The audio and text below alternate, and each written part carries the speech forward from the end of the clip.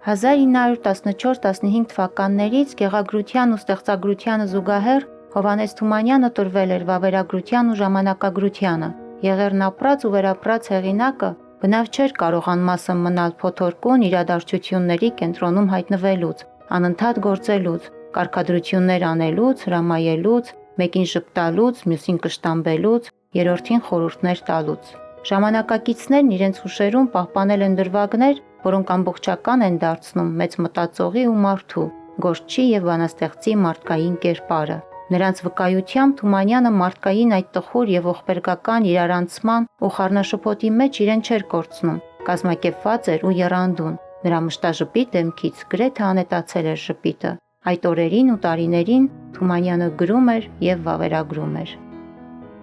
Թումանյանը կրողն էր և հայազգի ոգու և կենսագրության։ Թումանյանի կենսագրությունը փոքրիկ մանրակերտն է հայ ժողովրդի կենսագրության, հատկապես իր ապրած տարիները։ Նա բնավորությամբ այնպիսին էր, որ ամեն պահ այնտեղ էր, որտեղ իր ազգի համար կարևոր էր, որտեղ տեղի էին ունենում ճակատագրական դեպքեր։ Թումանյանը պատերազմի տարիներին, եղեռնի տարիներին, ցեղասպանության տարիներին 2 անգամ գնաց Արևմտյան Հայաստան։ Գնաց Վան, Վասպուրական, Էրզրում, Բայազեդ, ընդ որում եղեռնի տարիներին նա առաջին անգամ տեսավ Արևմտյան Հայաստանը, առաջին անգամ Արարատին տեսավ մյուս կողմից, առաջին անգամ ճանաչեց մեր հայրենիքի այդ հատվածը և գրեց և հրաշալի հոդվածներ Արևմտյան Հայաստանի մասին, բայց իբրև վավերագրող նա հանդես եկավ իր ծոցատետրերում, որտեղ նշումներ արեց այն ամենի մասին, ինչ տեսել էր։ Իսկ Թումանյանը սոսկալի ու զարհուրելի դեպքեր էր տեսել։ Նրա ծոցատետրերում կարդում ենք հետևյալ գրառումները, օրինակ, ինչպես է մարդը ստեղծագործում, եթե իհարկե նա մարդ է,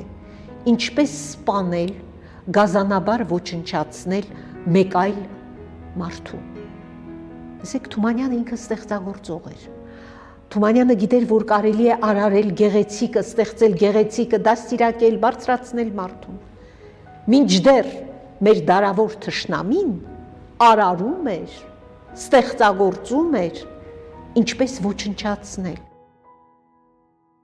Արևմտյան Հայաստանում Թումանյանն իր աչքով տեսավ բոլոր դարերի բոլոր մահերով, սրածություններով ընկնող իր հայրենակիցներին։ Նրան պատմում էին նաև ականատեսները, կոտորածներից հազիվ փրկվածները։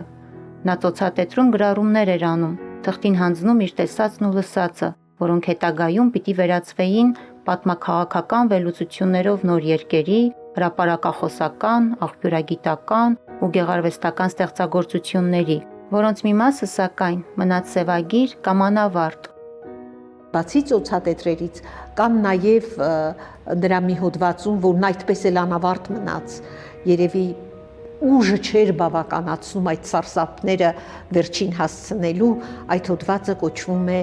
դիակների և ուրեմն ավերածությունների աշխարհում։ Այդ աշխարհից Թումանյանը գալիս է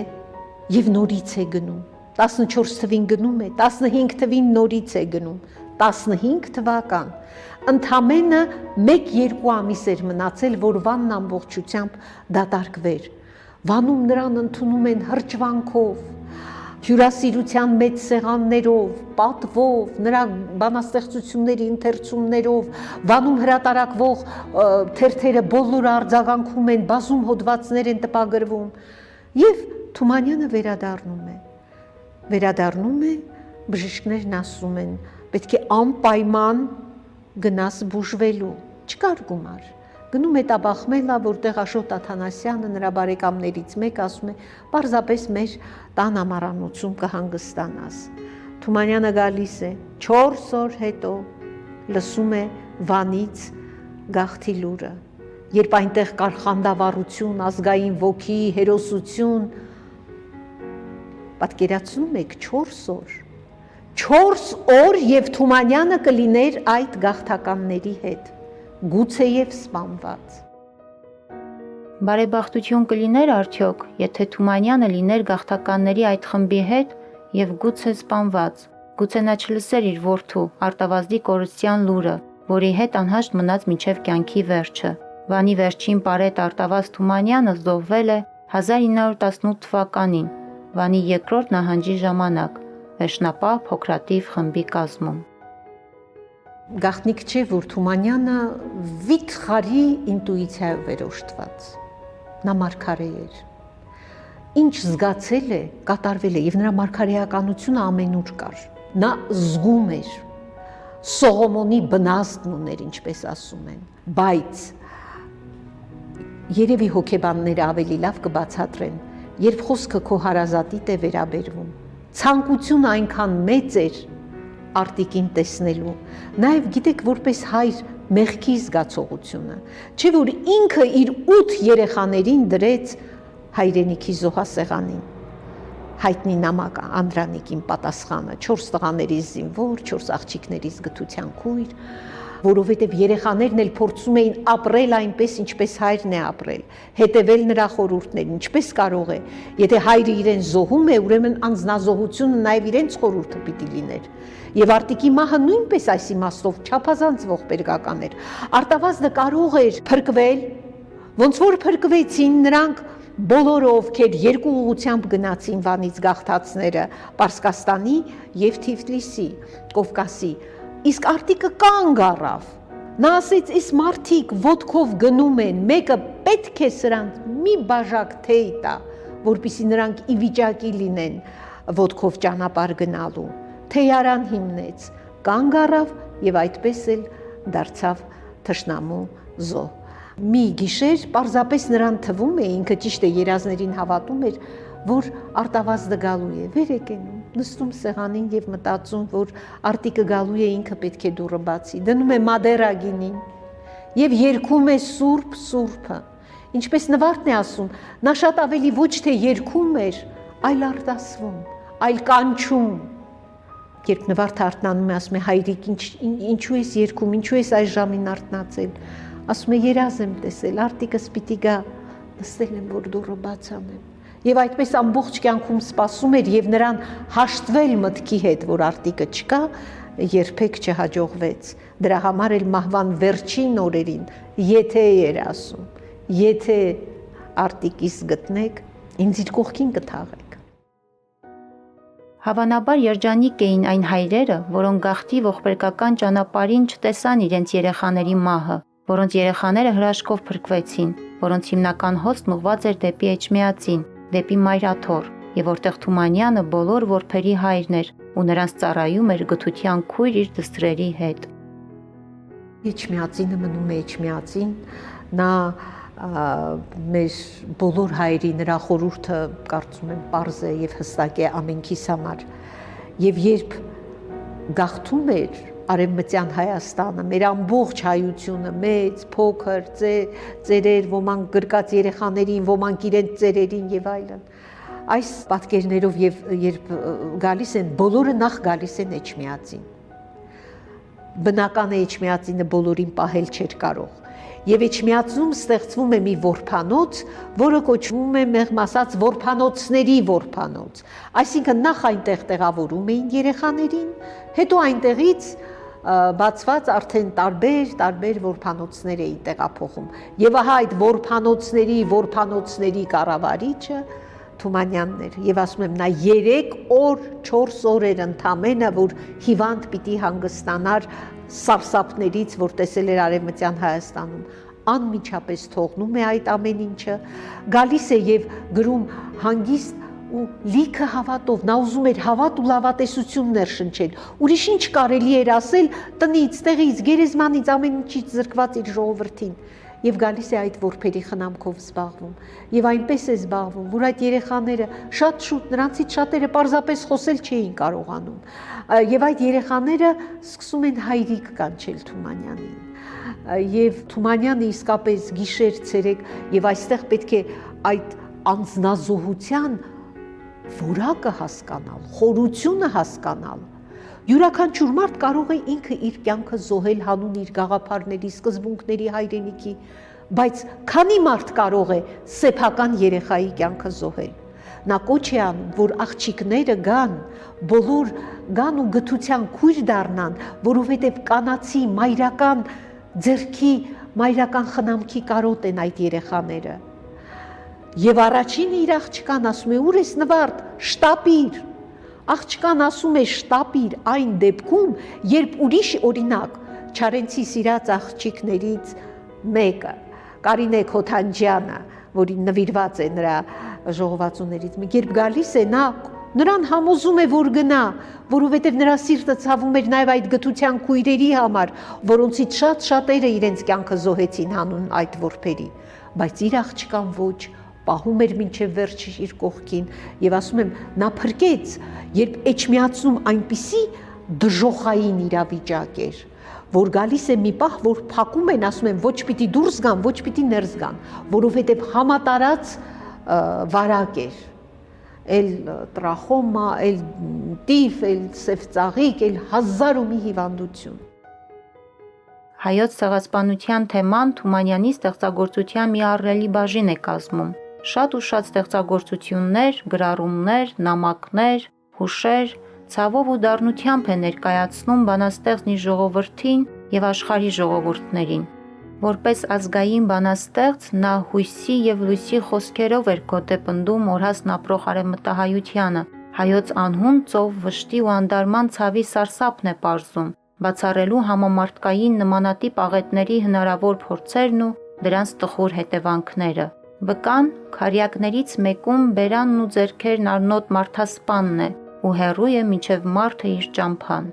Թումանյանը, որին էր տարբեր կողմերից մերժված թիվ ու համար չունեցող գաղթականությունը ապրելու, հայրենիք վերադառնալու հնարավորության, օգնության, պաշտպանության խնդրագրեր հղում, որը չէր խելագարվում այդ ամենը տեսնելով, գրում է 2 միանգամայն հակոտնյա տրամադրություններ արտահայտող հայրենիքիս հետ եւ հոգեհանգիստ բանաստեղծությունները։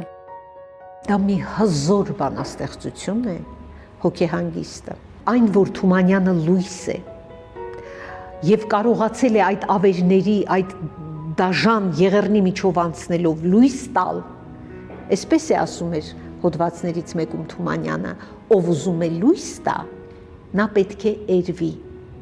առանց էրվելու լույս չկա, եւ նա այրվում էր իր ժողովրդին պատուհասած այդ հրդեհներում։ Գիտեք ինչն է զարմանալի, ինձ թվում է համաշխարհային գրականության մեջ այսպիսի 2 տարաբևեռ տրամադրությունների բանաստեղծություններ միևնույն թվին, մի կողմից հայրենիքիս հետ, մյուս կողմից հոգեհանգիստ։ Անհնար է այդ կյանքի 2 լույսը եւ ստվերը, ողբերգությունը եւ հույսը միաձուլվեցին այդ 2 բանաստեղծությամբ դրա պոեզիայում։ Մի դեպքում տեսնել, որ զարգված ու զրկված ողբի ու որբի հայրենիք է, որբից բացի ուրիշ ոչինչ չի մնացել, եւ ոչ միայն հույս, լույս, այլ նոր ու հզոր հայրենիքի պատկեր տեսնել, մյուս կողմից այդ 2 բանաստեղծությունները այդ պահին 2 տարաբևեռ հակառակ, թվում է իրար հակասող տրամադրությունների մի ներդաշնակ միասնություն ստեղծել միևնույն տարում, այսինքն հայրենիքիս հետ հույս, լույս եւ դա բավական չի, ողբի ու որբի հայրենիքը դառնում է նոր ու հզոր հայրենիք, այսինքն այդ հզոր հայրենիքի պատկերը տալիս էր Թումանյանը, մյուս կողմից անverջ ողբացող, արտասվող, հայրենազրկված կանայք եւ անպաշտպան երեխաներ, այդ կանանցից ոմանք մայրեր իրենց երեխաների դիակները պահում էին էջմիածնի վրաններում, երբ դիակների սայլը գալիս էր, որպեսզի դիակները հավաքեր ու տաներ, նրանք թույլ չէին տալիս, ասում էին պիտի պահեմ, որ էրգիր տանեմ, որ տանեմ իմ տան մոտ, իմ գերեզմանում թաղեմ, այսինքն խենթացած մի ժողովուրդ, գերզգայուն մի բանաստեղծ, որ ի վիճակի է չխենթանալու եւ իսկապես օգտակար լինելու։ Տեսեք օրինակ Մարտիրոս Սարյանը, կամ այլ արվեստագետներ, որոնք ուզում էին չխենթանալ, նրանք իրենց նվիրում էին ստեղծագործությանը, ասենք նկարում էին արև, նկարում էին գույներ եւ չէին խենթանում, իրենց ստեղծագործության մեջ փորձելով գտնել իրենց փրկությունը։ Թումանյանը նա չէր, Թումանյանը ինքը ֆենոմենալ երևույթ է, այսինքն եւ այս եւ այն, եւ հոգեհանգիստը հենց նա պիտի կարդար։ Տեսեք այստեղ ովքեր են կերոնները եւ ով է հոգեհանգիստ կարդացողը։ Դրանք մեր սարերն են, դրանք մեր բնությունն են, դրանք մեր գետերն են, մեկ մայր երբ Փրատն է, մյուսը Արաքսն է, երբ գալիս էր Էջմիածին, Թումանյանն ասում էր, ես անհարմար էի զգում նայել Մասիս սարին, ամաչում էի, որպես խորհրդանիշ, ինքը որպես բանաստեղծ ամաչում էր հայ ժողովրդից, հայ հավաքական ազգի խորհրդից ամաչում էր, որ չեն կարողացել փրկել իրենց հայրենիքը եւ հիմա պիտի նրանց բեկորները հավաքեն։ 1914-ից 18 թվականներին Թումանյանի գրած շուրջ 100 գրաքննադատական ու հասարակական քաղաքական բնույթի հրապարակախոսական հոդվածներից 18-ը մնացել է անավարտ ու սևագիր վիճակում։ Նա այդպես էլ ոչ ժամանակ, ոչ էլ ուժ է գտել դրանք ավարտելու եւ տպագրության հանձնելու, բայց նույնիսկ իր այս գործերում ծորում է լույսը։ Նրա միտքն ու գրիչը հորդորում են լինել ուժեղ եւ ղոչաղ կենալ։ Հուսահատությունն ու վհատությունը նրա համար չէին, այլ միահամուռ եւ միասին դիմագրավելը աղետներին ու թշնամիներին եւ անսասան հավատը ապագայի հանդեպ։ Թումանյանը եթե ողջ լիներ եւ մտածեր, որ մենք իր մասին խոսում ենք առանց լույսի ու լավատեսության, հաստատ կզայրանար, որովհետև նրա կարծիքով հուսահատությունը մեղք է եւ ոչ մի հայ անկախ անցած մեր ազգի գլխով բոլոր փոթորիկներից հուսահատվելու իրավունք չունի։ Դրա համար էլ թեկուզ սպառվենք, ինչպես նրա քարյակներից մեկում է ասում, լույս տալով եմ սպառվել, պետք է լույս տանք, լույս տալով սպառվենք, որ այդ լույսը միշտ լինի եւ ինչպես լուսավորչի կանթեղն էր, որի հեղինակը նույնպես Թումանյանն է, լուսավորչի կանթեղի պես միշտ լուսավորի հայ ժողովրդի ճանապարհը։